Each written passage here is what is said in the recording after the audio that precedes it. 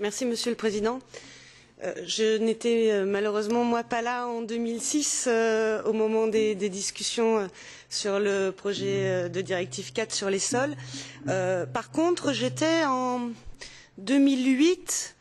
au ministère de l'Environnement dans le cadre du Grenelle de l'environnement. Vous savez, cet exercice démocratique qui a eu lieu il y a quelques années et j'ai vécu en direct le retour de la ministre de l'Environnement, n'osant pas nous dire qu'elle s'était opposée dans le cadre du Conseil au vote de la directive sol.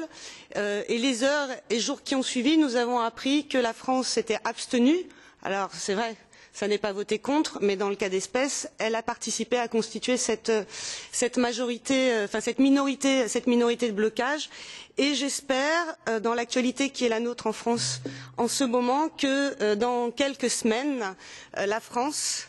saura, et en fonction des résultats électoraux, la France saura sur ce dossier redevenir moteur et réimpulser en termes de poids politique la nécessité, au même titre que l'eau, au même titre que l'air, d'une directive cadre européenne sur les sols sur le territoire européen. Alors de la même manière, je n'ai pas reçu la dernière lettre et acte de lobby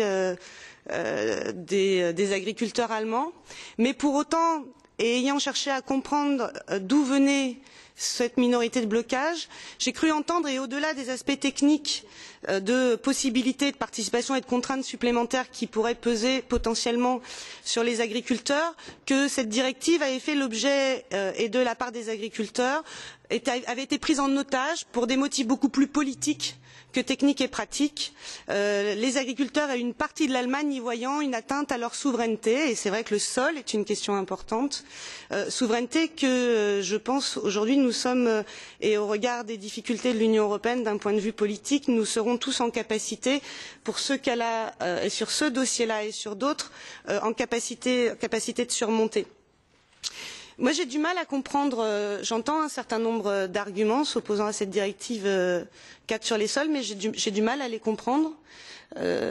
Et quand bien même on pourrait reprocher aux États membres et aux acteurs de ne pas suffisamment appliquer et mettre en œuvre les règles existantes, à la Commission de ne pas suffisamment faire pression,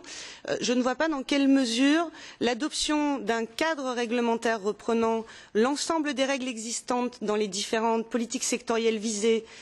qu'il s'agisse de la lutte contre le dérèglement climatique, l'agriculture, l'urbanisation, etc.,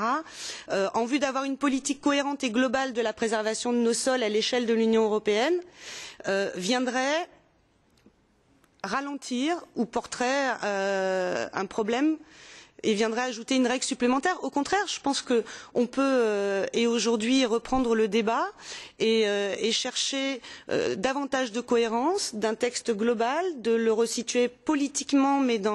quand j'entends politiquement en termes de politique environnementale, au regard des éléments que l'on connaît, des nouveaux engagements en termes énergétiques, en termes de lutte contre le dérèglement climatique, des engagements pris par le Parlement européen et l'Union européenne en termes de lutte contre la perte de la biodiversité, et réenvisager un texte, une directive cadre, beaucoup plus large et avec un vrai sens politique, comme ça a été le cas notamment dans les discussions sur la directive 4 sur l'eau, en se fixant un calendrier, en se fixant des objectifs. Charge ensuite, dans le cadre de cette discussion, bien du coup, de remettre véritablement les enjeux liés à la préservation de nos sols au cœur du débat et de sortir, je le disais préalablement, de débats plus politiques nationaux que de politique nationale, plus que liés véritablement à cet enjeu environnemental et économique. Enfin, je voulais terminer sur une note. Moi, je me réjouis que la Commission européenne ne lâche pas le morceau sur ce dossier. Je pense qu'elle peut trouver le soutien du Parlement européen. Alors, ça fait débat. C'est une petite majorité, mais la semaine dernière, le Parlement européen, dans le cadre du rapport d'initiative sur le 7e programme environnement porté par Jo Leinen, a voté l'urgence d'un cadre réglementaire sur les sols. Alors c'est vrai, faible majorité, puisque